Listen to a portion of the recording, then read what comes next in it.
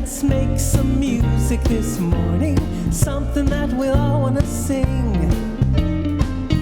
A new song just for this morning. Happiness is now happening, and there's a sweet melodic harmony shining through my soul and up and out to you. 'Cause it's a great day.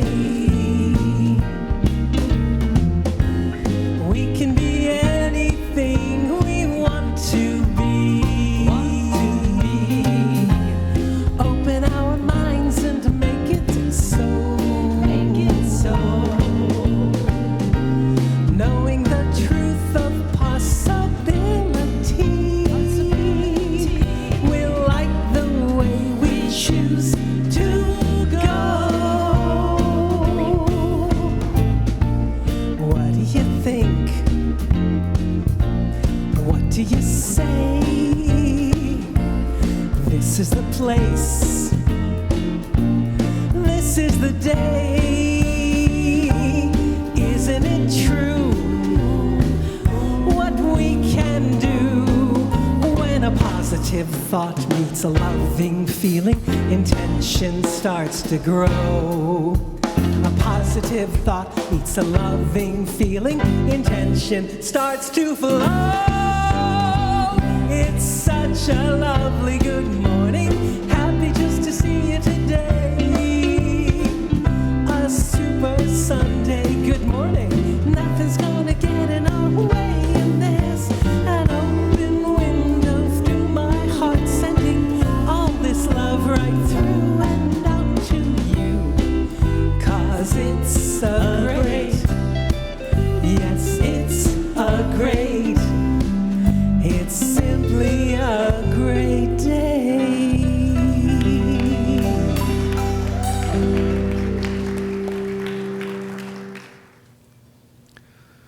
Hey. You know, it's all well and good to talk about, sharing the wisdom from other faiths. It's all well and good to talk about inclusivity and stuff, but I do need to tell you that we're the chosen people.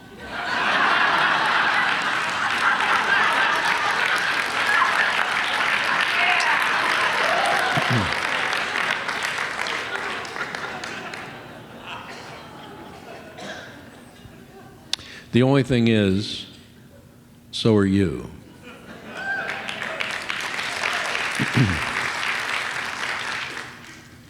You know, it gets to the point where one realizes that Jews are the chosen people for the way of Torah. Christians are chosen people for the way of Jesus. Muslims are the chosen people for the way of the Quran. Every authentic spiritual path is chosen for the integrity of its own way, for the treasures of its own way, for the richness of its own way. And more than that, each and every one of us is chosen to be who we are, equally. And where we really go astray is when we think we're supposed to be someone else. You know, when we have some ideal of who we're supposed to be, or when it's been taught to us over the years of our growing up what we're supposed to be like. I remember my mom, God bless her, from time to time would say to me, after I did something or said something, she would say, that's not like you. And I would have to, you could really go, who is it like then? And I understand that as parents we have ideals and ideas of who we'd like our children to be and who we think.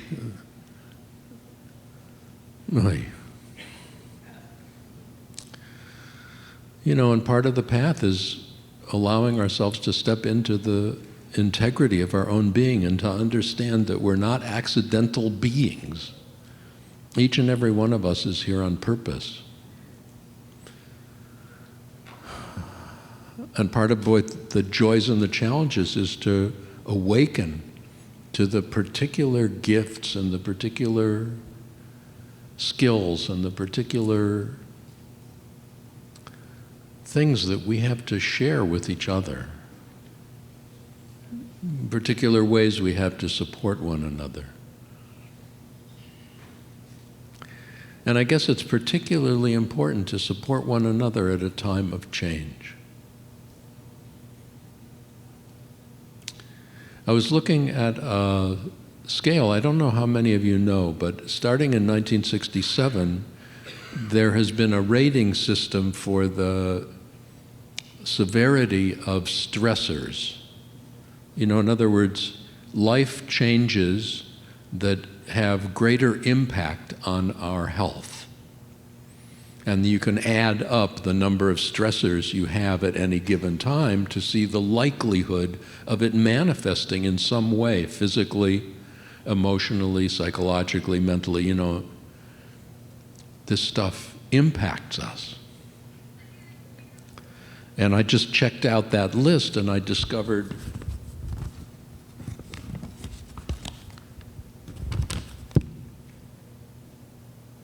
moving a sanctuary.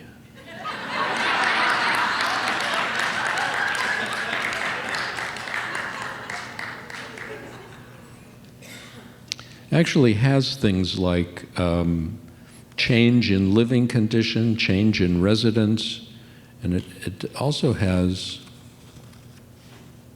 change in recreational, social, or religious activities. All these are scored. Has breakup of a relationship.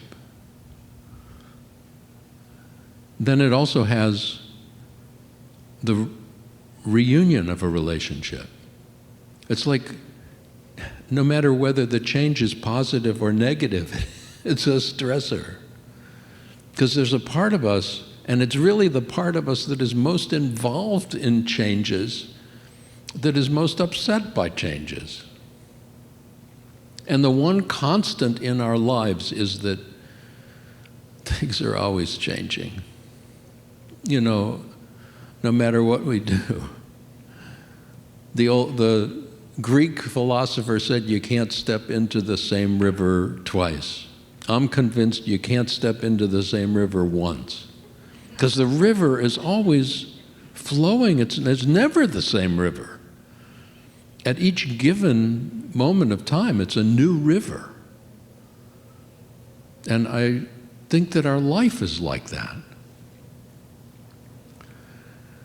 Yes, we're living with changes. We're living as a community here with a significant change. And we put it into spiritual perspective and we claim it, you know, as a positive, as growth, and it still has an impact. And that impact has to be acknowledged, and it has to be owned, and it has to be allowed. And we live at a time of such incredible change. For any of you who look at a news feed or look at a newspaper or listen to a newscast, it's like, what is going to happen now? What's today going to bring? And I don't care what side you're on in the political spectrum, we are living at a time of such incredible polarization and such incredible fragmentation and such incredible change, not only in our own country, but all over the planet, and the fires.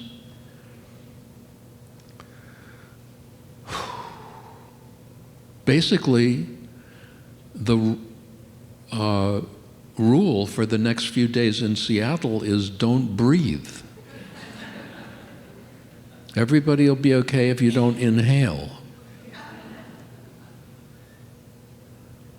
I mean, we've never seen stuff like this. It's getting to be the new normal, but the fact is the new normal's just going to keep changing because that's what it does.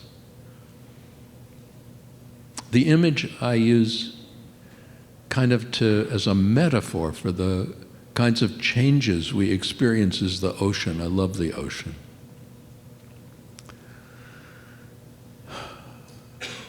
And if you look at the ocean, on the top of the water, there's just a myriad of ripples going all different ways. There's no order in those. They're just ripples and ripples and ripples.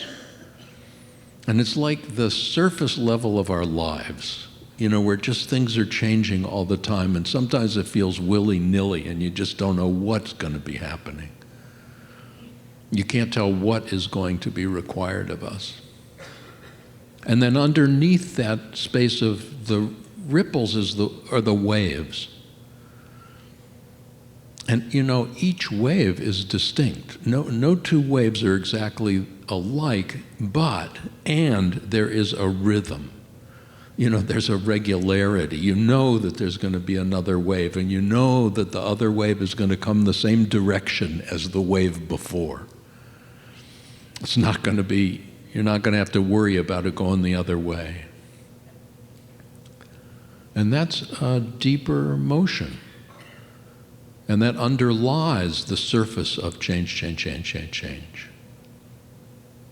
And then underneath the waves is a deeper movement. And that movement is the tides. You can't actually see it the same way you can see the waves, but it's measurable, it's observable. Every tide is different from every other tide, and yet, basically, it's the same. And what's a tide? It's reflecting the connection to the moon. It's like the deeper you go, the more connected you are. I mean, it's really just an interesting image. And beneath the tides, there's a motion that this planet is alive. This planet is moving, sometimes subtly, sometimes not so subtly. Things are happening, and the deeper motions of the planet are responding way beyond the moon. They're responding to the sun, and they're responding to the whole solar system. And the solar system itself is responding to something greater, the whole galaxy. And how is the galaxy responding to all the other 1 billion galaxies? And then we enter into a space that's bigger than we could even talk. I mean, I don't even know. I say 1 billion galaxies. I have no idea what I'm saying. No, I mean, really, what? I can't understand one galaxy. Like, how many stars are in this one?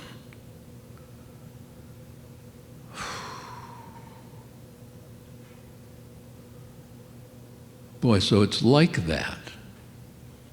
It's like that in our lives. We exist on all those different levels. Sometimes we're just buffeted about by the winds, as the surface ripples. And then sometimes there are things that are much deeper and impact us much more. And the waves are like a breath.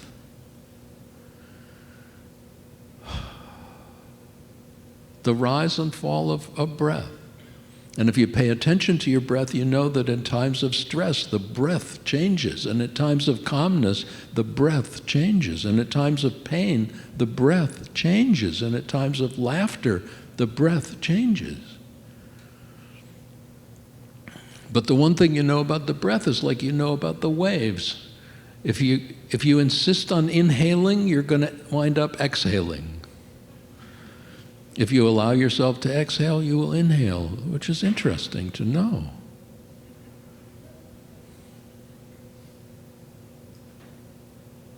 And then there's deeper happenings, like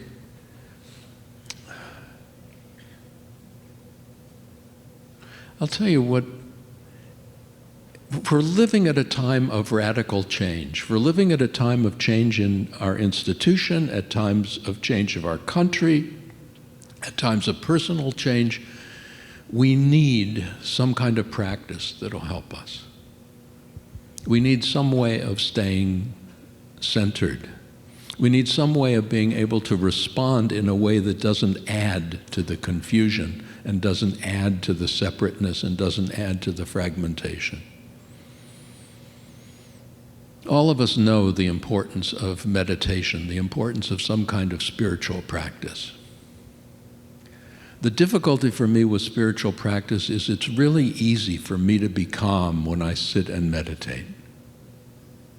I can do that really easily. But that's not when I need it most. When I need it most is when things are changing. What I need it most is when there's insecurity about what's happening and unclarity about what's happening and confusion about what's happening. When I need that center most is when I get afraid of what's happening. And so it becomes critical, particularly at a time of change, to do something in addition to a particular practice of meditation so that we can wake up in the midst of it.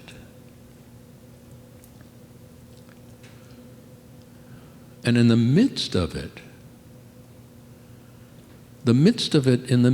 we can't always close our eyes and say, just a minute, I'm going to take 20 minutes and I'll get back to you. In the midst of it, we're involved.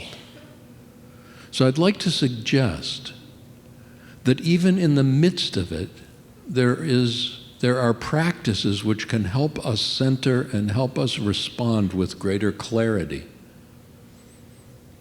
And the first is to become aware of the moment. Because much of the time, if you really pay attention to the times we get stressed, when we get stressed, something happens and all our attention goes on that. All our attention goes on this interchange or this conflict or this blockage or this resistance, or this fragmentation. So the first thing, even in the midst of the ordinary, in the midst of right now, you could do it. And that's to start coming into the present. A lot of people talk about the present moment. But the present moment, as soon as we try to find it, has passed. The present is a process. So it's like coming into the present process, the process of the present moment. And the first thing we do to come into the process of the present is to become aware of the body, become aware of the mind, become aware of feelings. You could do it right now. Don't close your eyes. Well, unless you really need to or you want to take a little snooze, but just notice, for example, your left foot.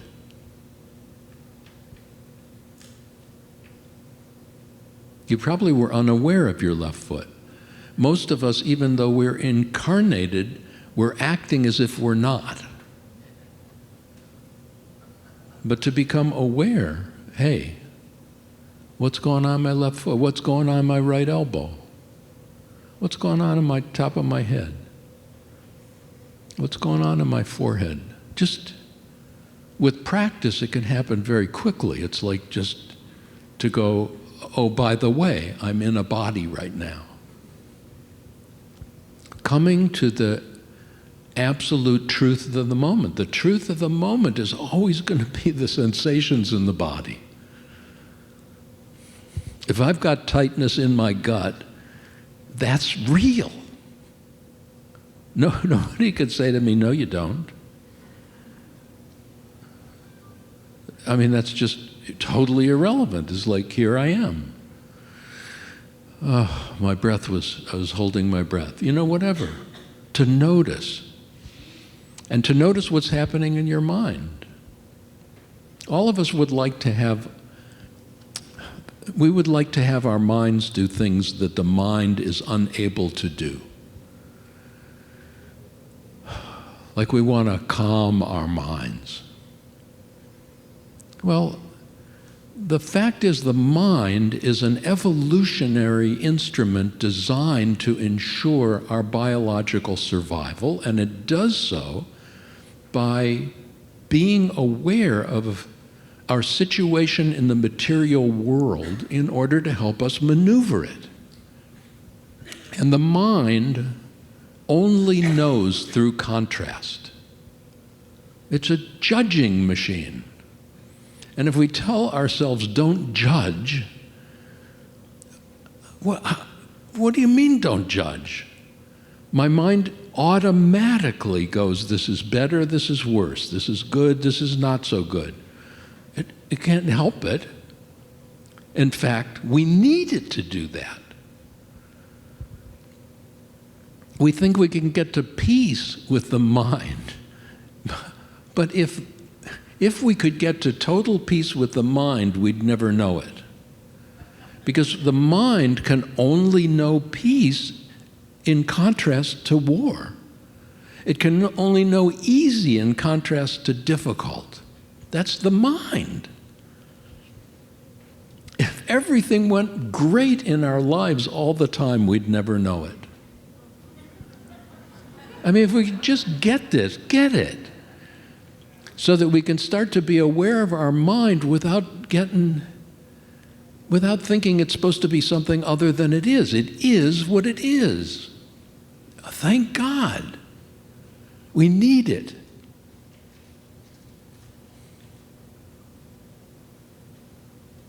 And we need feelings. And if you notice, there's a feeling associated with every sensation. There's a feeling associated with every thought. Sometimes big feeling, sometimes little feeling. But it's all a complex, it's all a matrix. We're kind of whole beings here. So the first thing in the process, at any given moment, is to practice becoming aware that you've incarnated. Here I am. I've got a body, I've got a mind, and I've got feelings. And then you start to wonder, who's the one who's aware of having a body?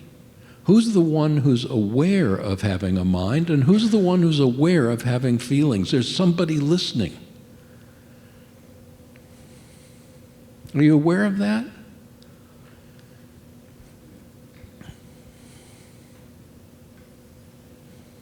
One of the ways I get aware of that is looking in a mirror.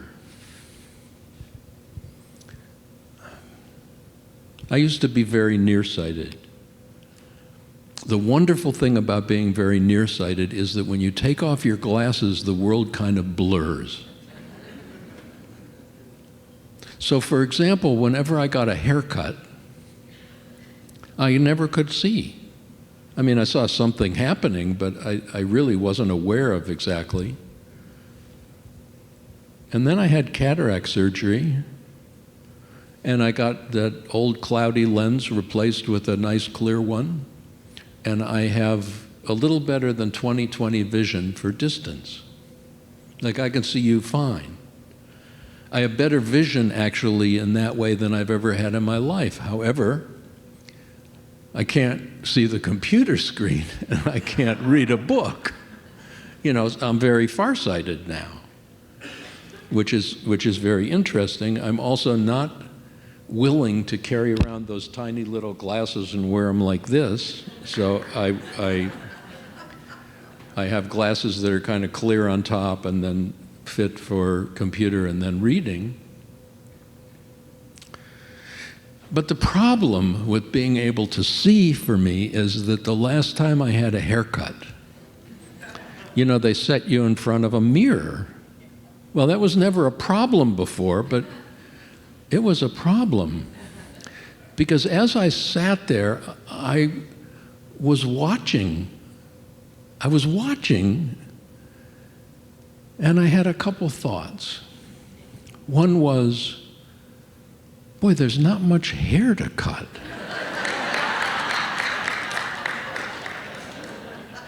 I mean, there was a certain artistry in the way she made it look like she was cutting.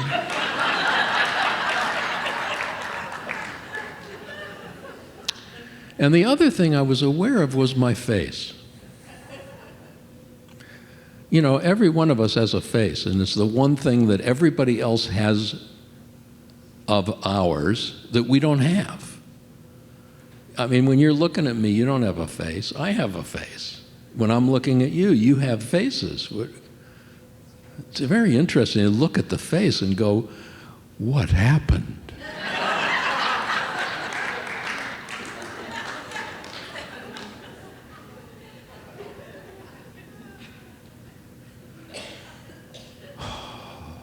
As Reverend Abigail was talking about social media, Reverend Michael, I love Michael, Reverend Michael decided to take a selfie of the two of us. In expert fashion, he failed to turn the picture around, so it kept showing the sanctuary.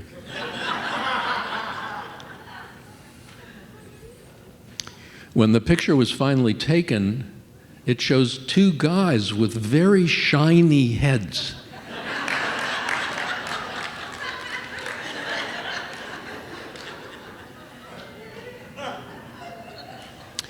So you start to wonder, when you get aware of the one who's looking, like I was aware as I'm looking at my face, that there's a discrepancy between the physiology that I'm looking at and the one who's looking.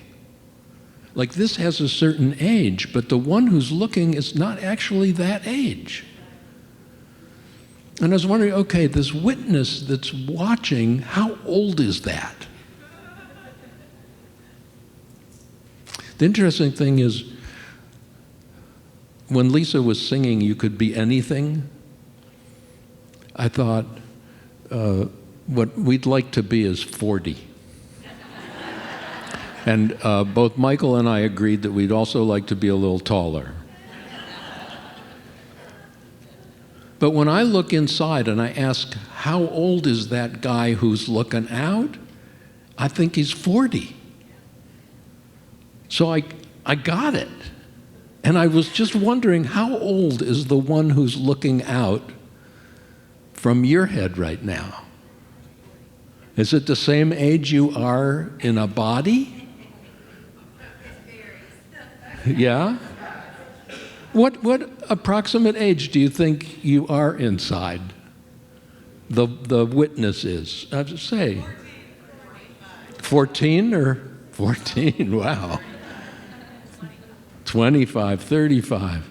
And then you get even, how does such a number come up? You know, at what point did I become 35 inside?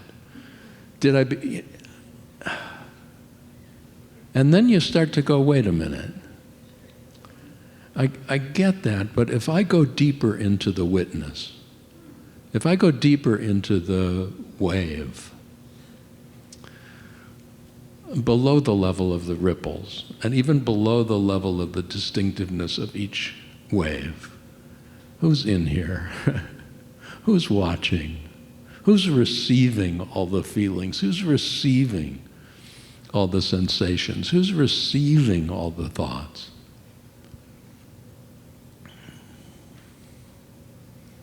And the deeper we go, the more connected we become. Just like going deeper into the water. Just go like going deeper into the planet. It's a paradox.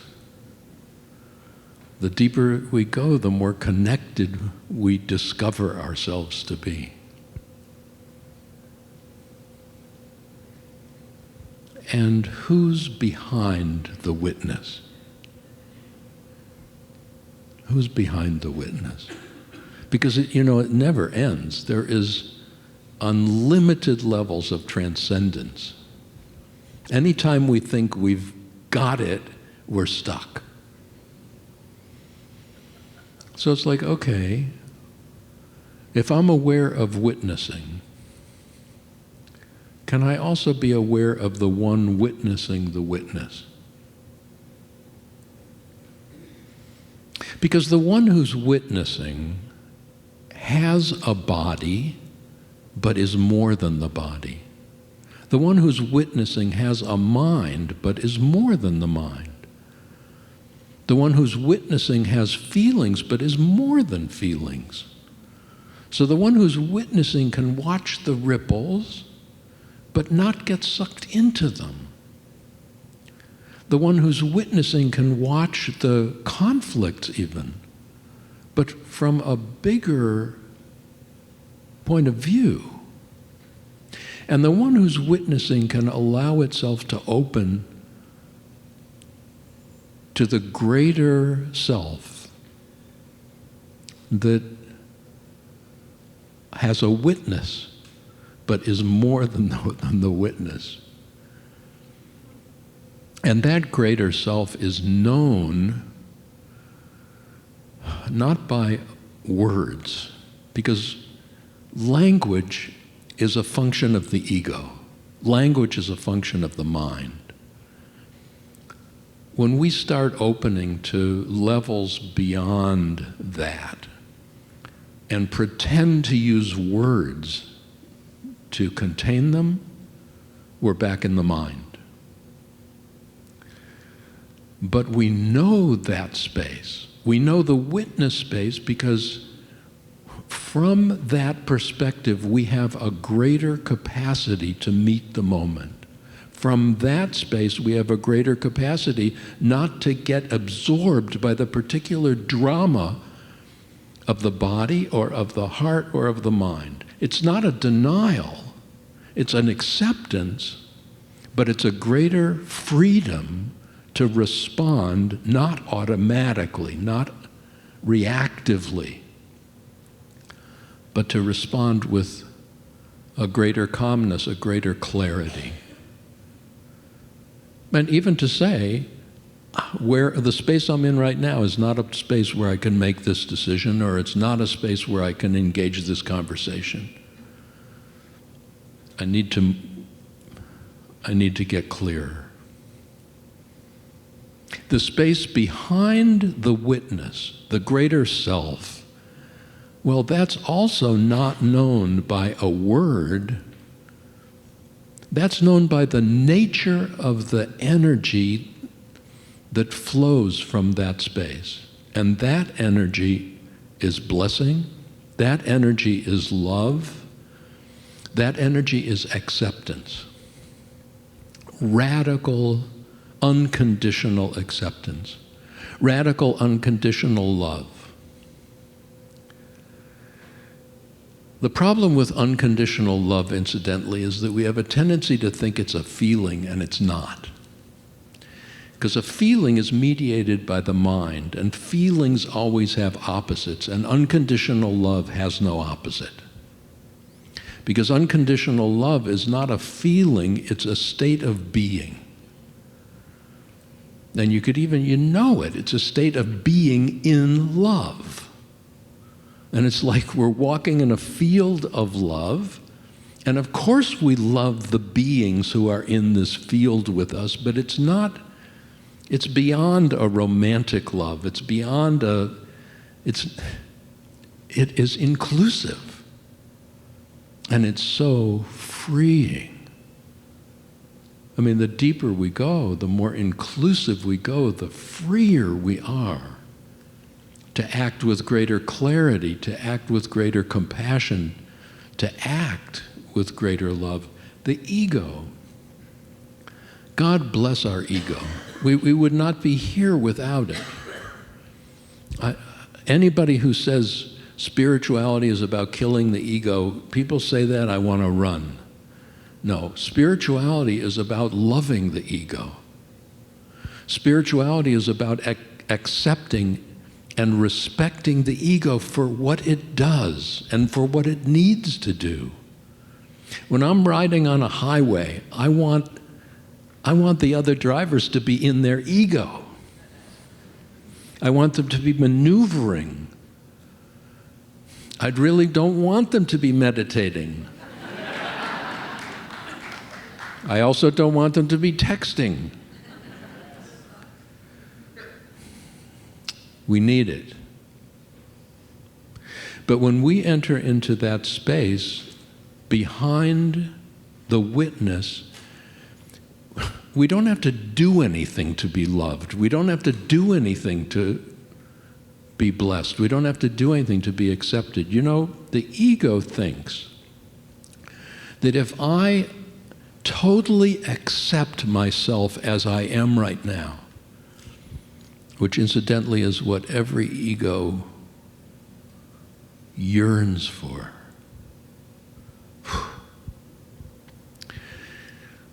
But the ego thinks if I totally accept myself the way I am right now, I'll never change.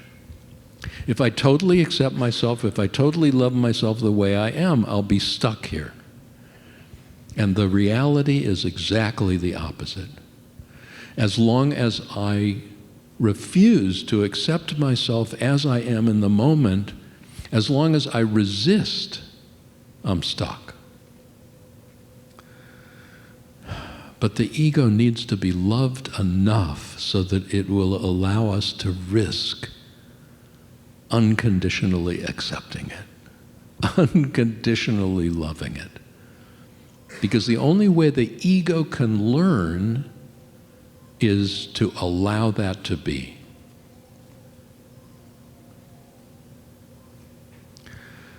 Now you can do that right now. Because right now, if you're aware of being in a body, if you're aware of having a mind, you become naturally aware of the one who's listening, you know, of the one who's noticing. At any moment, you can do it right now.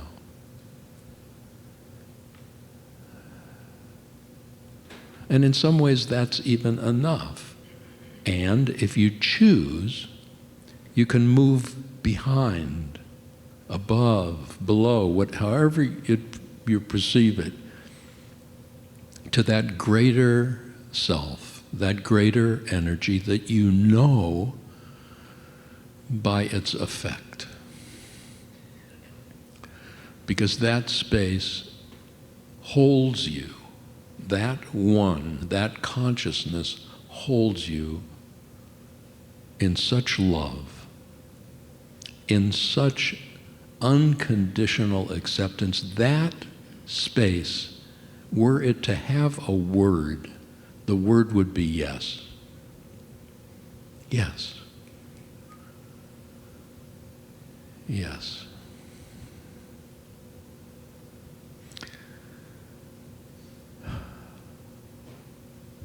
Einstein famously said that the problem cannot be solved at the level of the problem. We all know that, we all say that, but most of us totally ignore it. The level he was speaking of was a level of consciousness. When I try to solve an ego problem at the level of ego, I may change things in my outer world temporarily, but it's going to revert right back to where it was. If you look at your life and you look at the things you've done from that level, well, it's like a New Year's resolution. The question I ask when people are making New Year's resolutions is, how many years have you made that resolution? And if you've made it more than 1 year, what does that mean? Well, it means the one who's making the resolution is not the one who can carry out the resolution. The one who can carry it out is deeper. The one who can know whatever that unfoldment is deeper. And it begins with saying yes to the moment. It begins with saying yes to the mind, and yes to the body, and yes to the heart. And it begins by practicing it as much of all the time as we can. So that we begin to respond to the issues in our own lives and the issues of our day from a deeper, more inclusive place, where we do not increase the fragmentation, we do not increase the polarization, we do not increase the dehumanization. but we come from love, and we come from blessing, and we come from acceptance.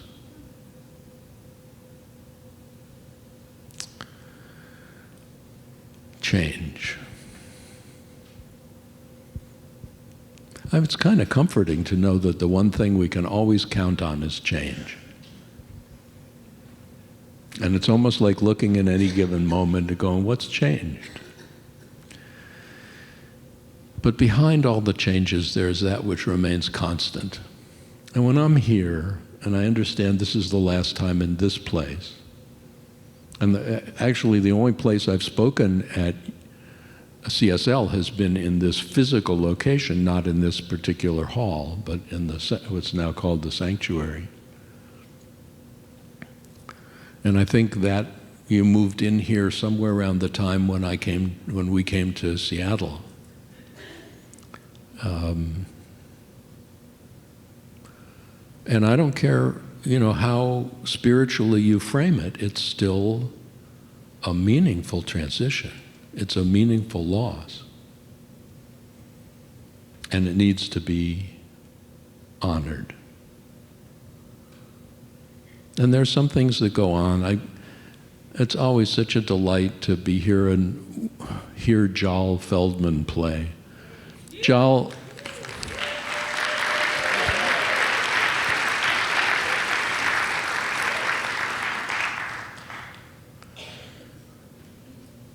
when we started a synagogue focusing on Jewish meditation and spirituality in 1993, Jal became our constant and consistent, our first actual pianist. And he's still there, I'm not. But he took over the congregation and after I left. It's delightful to be here with Beverly Doherty, who, because she was at Unity of Bellevue, and that's where I started the congregation and where we met for many years. And here we are here. And to watch Lisa Craze, kind of move from backup singer and to step out, it's great.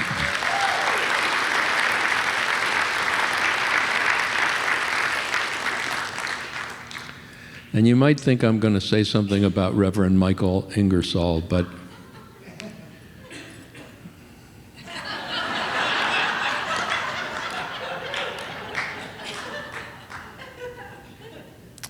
James Howard, who's been a fixture here.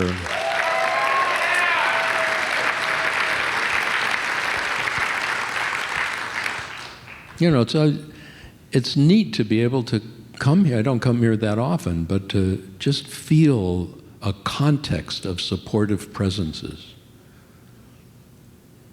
I'm still not going to talk about Michael. Meeting Reverend Abigail, I don't want to have hair that color, but I wouldn't mind having hair. But I think you're blessed by the energy that she brings, and it's just great to witness new generations of leadership coming, because that's what needs to happen.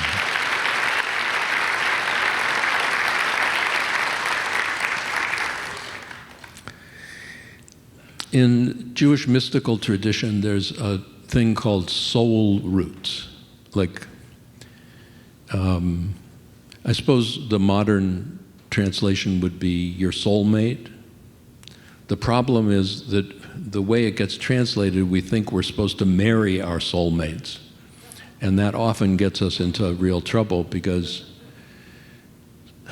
soulmates interact in a lot of different ways. If people from the same soul root somehow recognize each other, it's like when you meet people and there's something there that it's not tangible, but it's there. And that's how I feel about Michael Ingersoll. Really, we share something very deeply, and he's been... Now, does that bell either means the ice cream truck is here, it means I've spoken too long, Or if it's a phone call, I'll take it.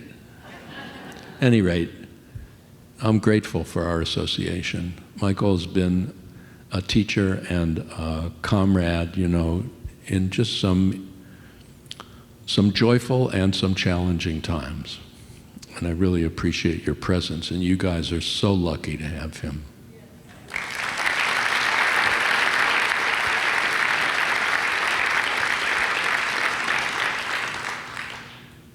I can't list everyone. If I were able, I would say each and every one of your names. And the message I would say is essentially this. This place is lucky to have you. It's lucky to have your presence. It's lucky to have your help. It's lucky to have your support. It's even lucky to have your questions. It's lucky to have your doubts. It's lucky to have you as an incarnation of something that we share, of someone that we share. And what I can say at a time of radical change outside, change inside, is I'm glad we're in this together. It gives me hope.